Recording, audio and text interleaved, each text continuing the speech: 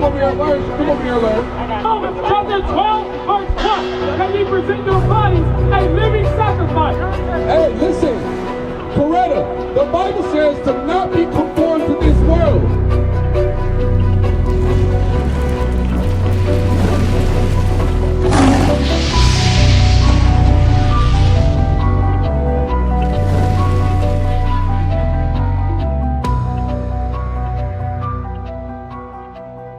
This is the short account of the destruction of the Indies by Bartolomé de las Casas. They forced their way into native settlements, slaughtering everyone they found there, including small children, old men, pregnant women, and even women who had just given birth.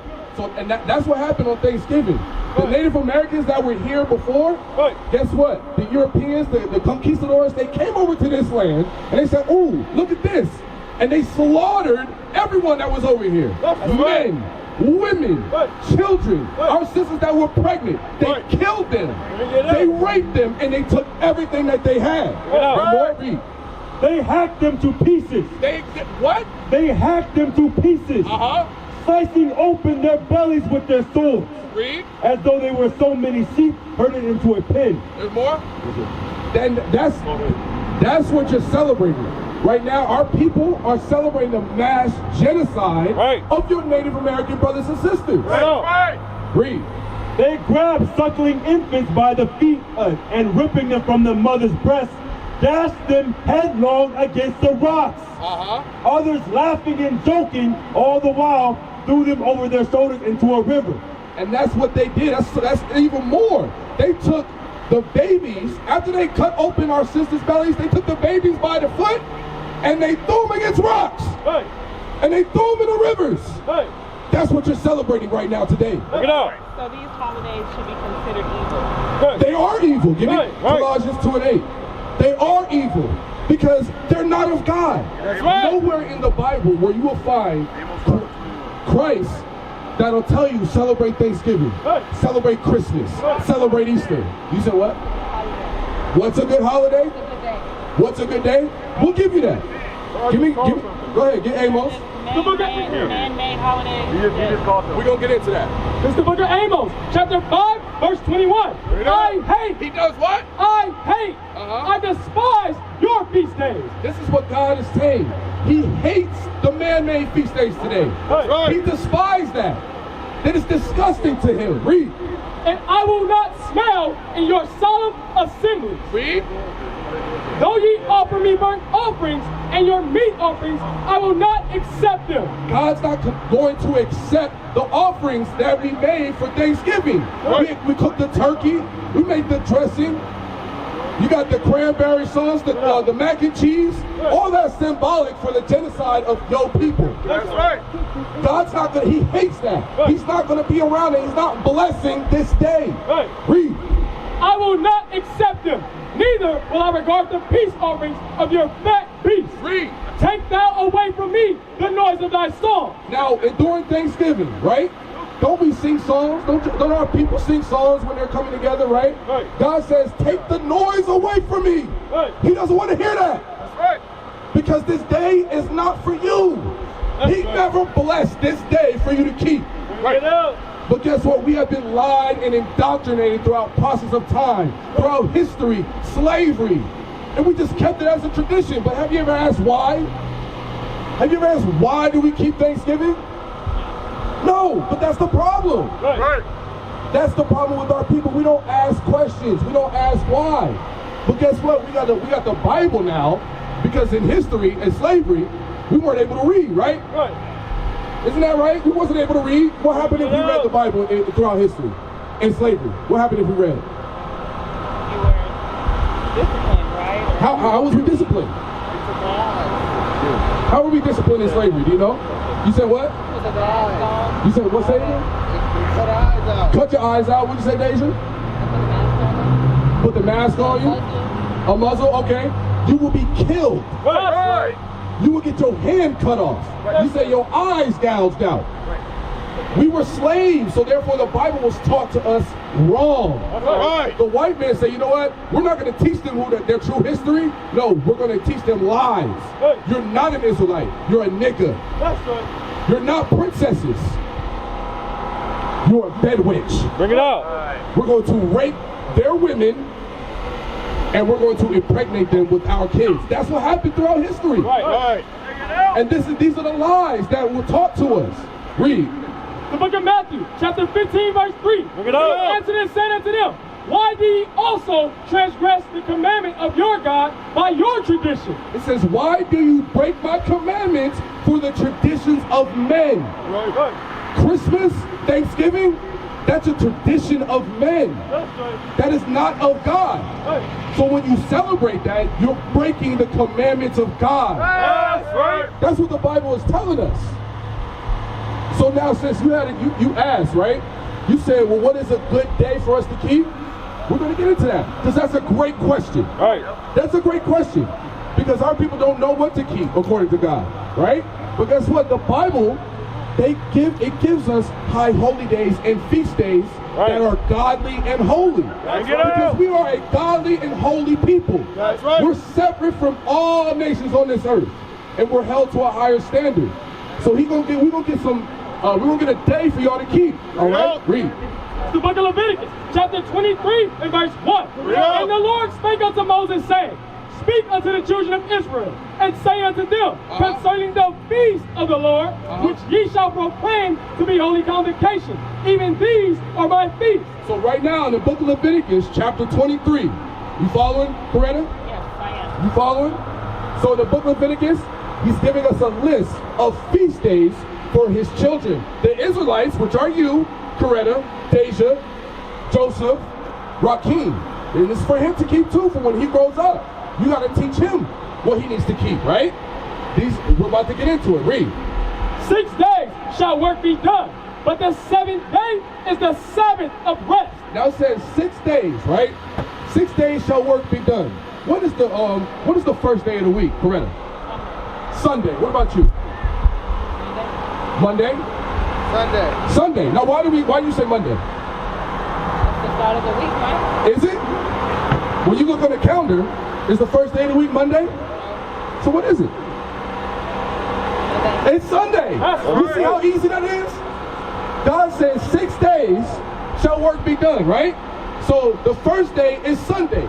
So you got Sunday all the way up to Friday to do all your work, right? You following? Read. But the 7th day is the Sabbath of rest. It says, but the 7th day. What's the 7th day? Saturday. You following? Saturday is the 7th day. It is what? A Sabbath of rest and holy convocation. Ye shall not do no work therein. It says Saturday is the Sabbath of rest. Have you ever heard of the Sabbath before? Yes, I have heard of it. What do you know about the Sabbath? I don't know. Okay, what about you? No? Joseph? You heard of the Sabbath? What do you know about the Sabbath? That's what you said. You're supposed to rest your mind and be with God. But there is a question on you God. Okay, is it about the Sabbath? Yeah. Okay, go ahead. So, with Saturday being the Sabbath, is that supposed to be the day? Is Sunday? Yeah, that's my next It's not supposed to be the day we're supposed to. That's a good question. That is a great. You say you got that same question? my next question. That's a good question. Remember, read it again from the top.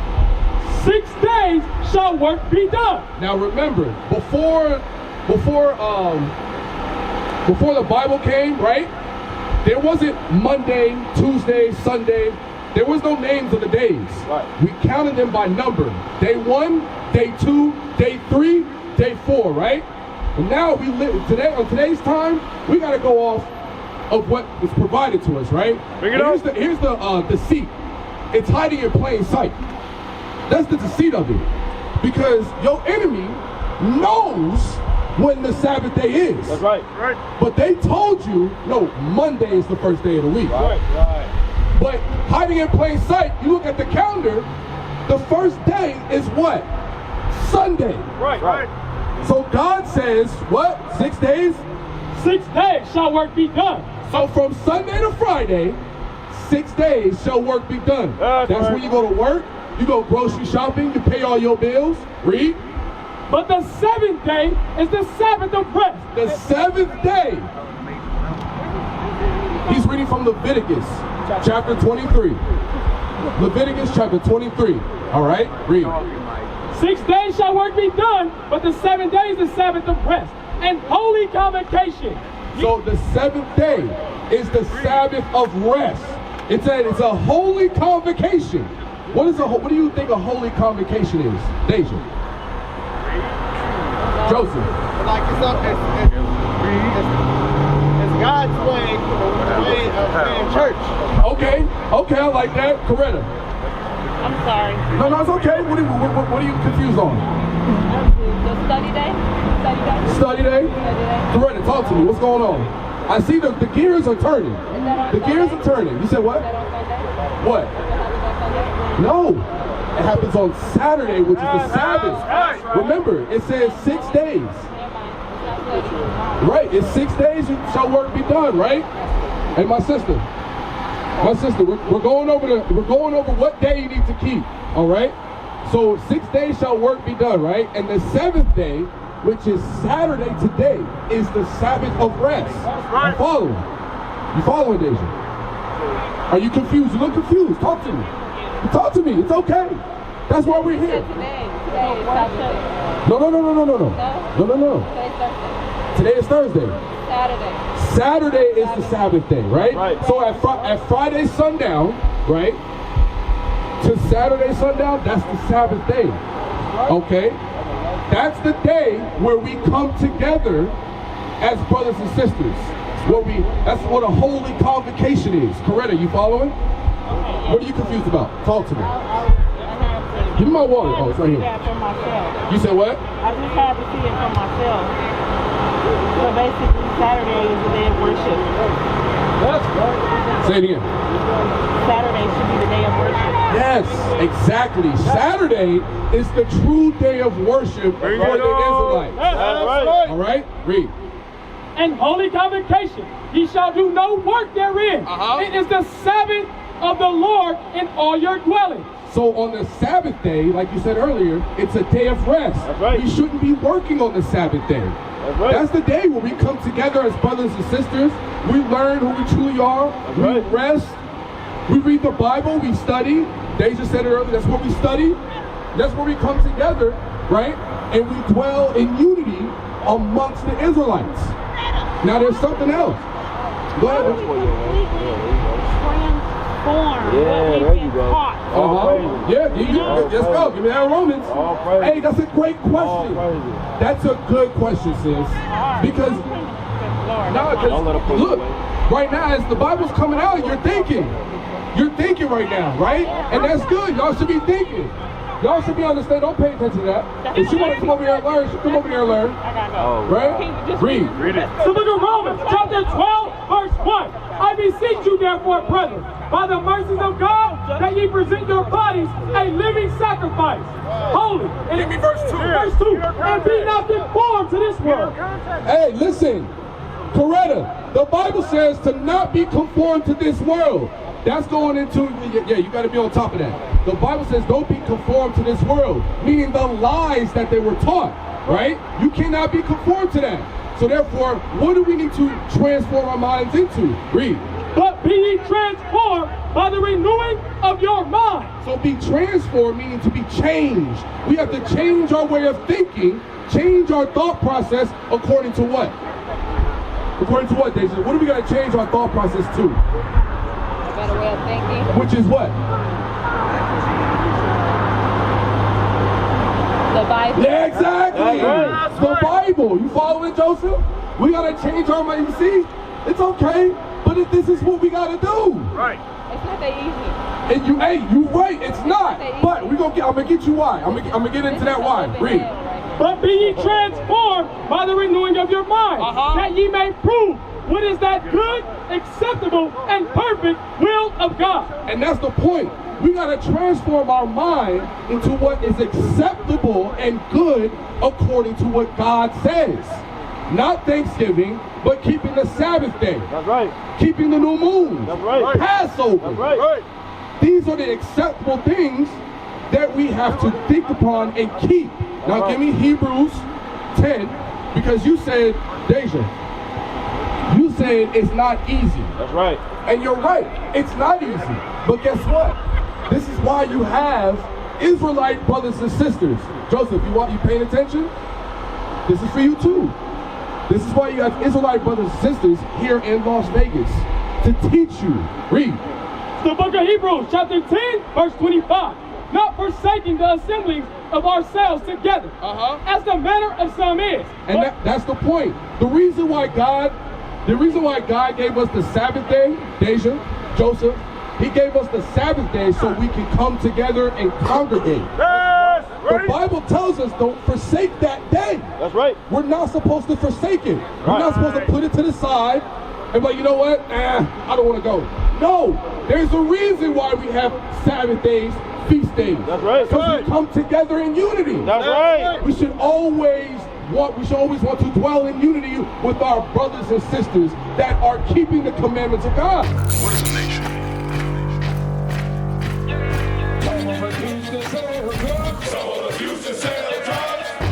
Nation is men leading by example.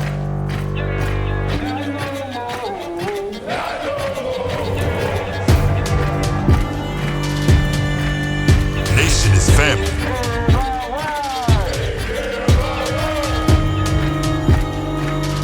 Nation is community. Nation is children with role models.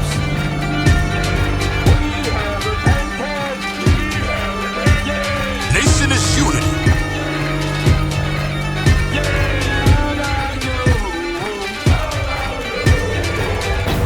Nation is you. And finally, my brethren, be strong in the Lord.